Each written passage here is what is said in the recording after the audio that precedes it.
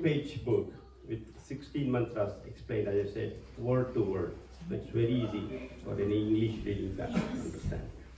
So I quickly go through the comments passed by Swami Shantanandaji from Chinmaya Mission. Mr. Parag Balevro, he has done a very good job in connecting the thoughts of the rishis to the modern scientist discoveries. And from Swami Siddhanandaji, Chinmaya Mission, Sri Parag Balero has diligently attempted decoding the various verses from Purusha Sukta with a scientific mindset and has explained them secrets in simple English. And this is from Mr. Nilesh Oak, who is author, speaker and researcher. I thoroughly enjoyed simple and crisp Adhyatmik and Vaijnanic interpretation of Parag. He has provided me with additional insight for contemplation. And this is from Venkataramanan, author, speaker and lecturer. Sri Parag has spent a lot of time to study the difficult verses of Purusha Sukta and has gone deep into the meaning of each word and its various imports. So again, congratulations. First of all, it is very, very exciting, but very, very humbling experience. I want to thank Ramana and Padma for opening their hearts to welcome us, organize this event. It means a lot. It really means a lot to both of us, all four of us actually. Also, I want to thank Murli Prabhu for his kind words, and really speaking, these guys, Murli, Sripati, they know a whole lot as compared to what I know. So it's really very humbling experience to speak in their presence or in front of them. And most importantly, I won't go into too many formalities in the interest of time, but thank you. Thank you each and every one of you for making me feel so special.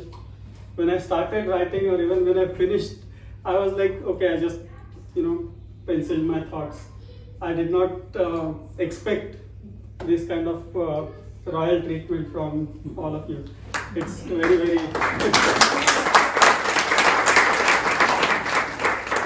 Can we have question answer? We can have question answers. First he's going to provide some gist of the book and so then let me cover a few points and then yes, feel free to ask questions. Common question that many people ask me is what inspired me to write book on this subject. Not necessarily Purusha Sukta, but about any scripture. And I'll honestly tell you a very simple answer. We ourselves don't know meaning of most of the scriptures. And of course, if we don't know, we cannot, and I'm generalizing it. I know there are specific people who know in depth, but I'm generalizing it. And if I don't know something, I cannot pass it on to next generation. Especially being in this country, kids get criticized about many of our traditions. Right? Why do you worship monkeys and why do you worship elephants and why do you do this and that and so many things. And unfortunate fact is we ourselves don't know, and we ourselves keep saying, and just that monkey thought came in my mind. So we ourselves keep talking and promoting that Hanuman was a monkey without understanding anything. None of us have really gone and checked Valmiki Ramayana to see if he was really a monkey. And if we read that, we will know he was not a monkey. If we read that, we will know Jatayu was not a bird. Right? But we don't make an effort or attempt to grasp right knowledge and educate our kids. Beyond that, when we talk about Ved, we all believe that Veds are our scriptures. Right? We don't have a book. Interestingly, in our faith, we can do anything and still follow our faith. Right? So what is Ved? Basically, Ved, by word, by definition, the word Ved comes from a root word called Ved. Ved means to know, and Ved means knowledge. Right? We say Vidwan. Vidwan, Vid is knowledge, Van is somebody has a lot of it. Like Dhanavan, who has a lot of dhan or wealth, Balavan, who has a lot of strength. Similarly, Vidwan, who has a lot of knowledge. And that Vid, same Vid word is used in Ved. Now, if it is knowledge, if it is a book of knowledge, what knowledge does it have? Typically, we assume that Veds is something that when we have rituals, some Pandit will come and he will chant something and that's his business. Right? I don't even know, I don't need to know. He will come, he will chant, he will do his rituals and he will go. And I can eat food. Great. Right? But if we really try to study, you take any field, you take field of medicine, you take field of pure science, you take field of business, warfare, politics, any topic if we pick and if we really study, tremendous information is available in wealth, especially astrology and astronomy. Huge wealth of information, right? So all those things are there. So since childhood, I believed in my heart that there is knowledge, but I could not find too much out of it. I could not find too much information available in pure scientific manner. Till about, I would say 6 to 7 years ago, I came across few books by Dr. Vartak. I'll highly urge you at least read his biography, one-page biography or his background. He was a physician, a surgeon, so he was not uneducated or any such in literal sense, liberal sense. Very, very educated and accomplished person, and he tried to decode few things. When I read that kind of gave me some hints and inspiration that okay, let me also explore something.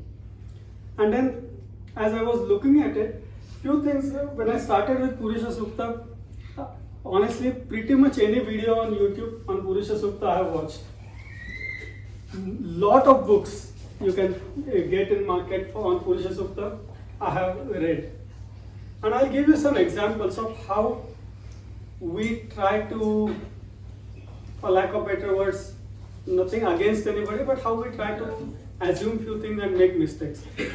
Right? The first mantra in Purusha Sukta says, Sahasra Shirsha Purushaha Sahasraksha Sahasrapad. A person, a being who has 1,000 heads, 1,000 eyes, 1,000 legs. That is how the Purusha Suktam starts. We chanted it.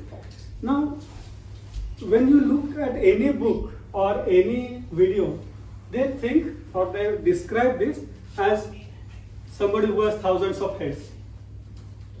Some people interpret, oh, all of us are creation of God, so our head is one of the head of God, and there are thousands of us, so there are thousands of heads. And same with thousands of eyes, thousands of legs. What I try to question myself is why did they talk only about head, eyes and legs? Why not hands? Why not ears? Why not tummy? Why not any other body organs? And when I started questioning that, I realized that there is a specific reason why only these three are mentioned. This hymn, this sukta, it explains how the creation of the world came around. And there are multiple suktas. There are three prominent sukta in Vedic literature that talk about creation of universe. One is Purusha Sukta, one is Nasariya Sukta, and one is Narayan Sukta, plus there are few more. Nasariya Sukta talks about questioning form. They question different things and describes some aspects before creation of universe. And Purusha Sukta talks about once the creation started, how everything came about.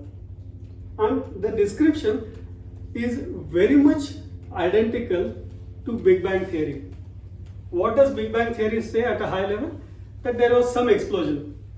Right? How that explosion happened, where it happened, it doesn't talk much about that, but the explosion happened, and through that explosion the world came about. Now if you see explosion, let's look at a firecracker. We burst firecrackers in Diwali.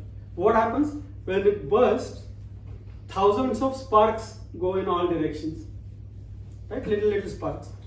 Now when this explosion happened, which today we call it Big Bang Theory, through that explosion again lot of sparks came out and started moving. Now if you look at those sparks, the characteristics of those sparks are described by those three words. Head indicates its individual. Each object was individual. It was separate. It's not like just one, big blob came up and started moving. There were individual particles. And particles is a wrong word because Even if you say particle, like particle diameter was like few light years. So it was a huge, gigantic particle. So head indicates it was individuality or uniqueness of those objects. Second is eyes. What do eyes indicate? Luster, shine, light. Those are characteristics of eye. So those objects, like sparks of a firecracker, they glow. These objects were glowing. So that glow, shine is indicated by eyes. And third, of course, since they came out of explosion, they were moving. They were moving in the outward direction from the explosion. So if that motion, that move aspect is indicated by feet or legs. That's why they have talked only about those three. They have not talked about any other aspects. But the point I'm trying to make is, every word, if we try to question why this word, then we'll try to find answers and we'll try to find some insights. Similarly, there is one further down, there is a description or a mention about Tri Sapta. 3 is 3, Sapta is 7. So 3 Sapta is 21. Now in Sanskrit, there is different word for 21. Trayo Vinshati. Now why did they not say Trayo Vinshati if they wanted to say 21? Sorry, Vimshati, sorry, Trayo Vinshati. So why did they not use that Vimshati instead of saying Tri Sapta? And if you again read any book, any explanation, they have explained that as 21 different attributes. But then when I question why did they use 3, 7, then I realized it's not 21. These are 3 different sets of 7 each that contributed towards this process of creation. And that's why they use the word Trisapta. Now what is that Trisapta? What are those 3 sets of 7 each? And when I tried digging into that, then I realized that there are certain sets which are each have 7 individual aspects of it, and those contributed towards creation of the earth. And if you look at it, in one of that sets, there is a clear mention of infrared, ultraviolet, light wave, heat wave, electricity. All those things are mentioned in one of the 7. And we don't know that. We keep on talking, oh, ultraviolet was invented yesterday, right? Or in 19th century, whatever. Right? Infrared was invented or discovered recently. No, it is mentioned, very clearly mentioned. So if we start contemplating, if we start digging into each and every word and start questioning it in right context, the important context that I try to maintain throughout my analysis is this sukta talks about creation of the universe. If it talks about creation of universe, I cannot relate it to human being, because humans are not created yet when the universe is being created, right? Or I cannot relate it to different animals. I cannot even relate to earth, because earth is not created yet. So what are they talking about? Then there are a lot of critiques that you will find. One of the critiques is there is a mention about Pashu Bali. In Purusha Sukta, there is a mention that Pashu was offered as an oblation. Now, we all try to justify that, oh, we don't support Pashu Bali, we don't promote Pashu Bali.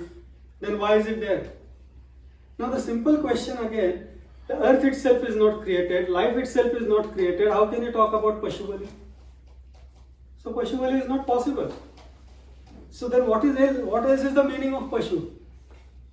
So if you look at any word, then you can literally find 10 or 20 different meanings of each word. And then we have to understand the context in which that word is used and then take the right meaning.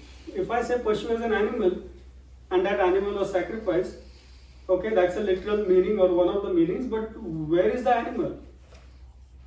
Even the earth is not formed, where is the animal coming from to sacrifice? Right? So all those little things. Then there is also mention of Chaturvarna, and it is literally has nothing to do with Chaturvarna. Yeah, it mentions Brahman, Kshatriya, Vaishya and Shudra. But again, the human race is not formed on the earth. Where will this Chaturvarna come from? It talks about seasons, and those seasons are used as oblations in the yajna. Now, same question: where will seasons come from if the earth is not formed? And even if their existence, like let's say in today's scenario, all the seasons exist. Can I grab a season and offer it in yajna? No, you cannot do that. Then why are they talking about season being one of the oblations? Then what does it mean? And they have also talked about only 3 seasons. Why do they talk about 3 seasons when most of the literature talks about 6? So what those words mean and why are they used? If we keep contemplating that with context, and the context again here is creation of the universe, then we find lot of answers. And that was my focus, and I had put some notes, what else I can talk, but in the interest of time I wanted to give you a flavor of thought process that I engaged in analysis. And then as you read the book, you will keep the similar context in mind while reading, and lot of things will make sense. And of course, if you have questions, we can talk about it after reading book. If you have questions, you can call me. I'm not claiming to be expert, honestly, and I'm neither expert in Vedic literature nor am I expert in Sanskrit. So I took help of lot of dictionaries. I took help of lot of references, lot of different interpretations of different people, and sadly but truly, all the interpretations I found from different authorities were more about spiritual aspect of it, or sometimes religious aspect of it. But I rarely found anything which was scientific aspect. And I'm really happy. I don't know if my interpretations are right, honestly. Anybody can challenge and say that's wrong. And yes, I like to discuss with them, understand their perspective. I'm not saying my perspectives are the only perspectives and those are the best or right. But whenever we challenge, if we think in the context, then it will help us. So that's all I wanted to mention. Again, if you have questions, we can talk about few questions. If you want me to talk more, I can talk more. I can talk for several hours. No, first of all, great.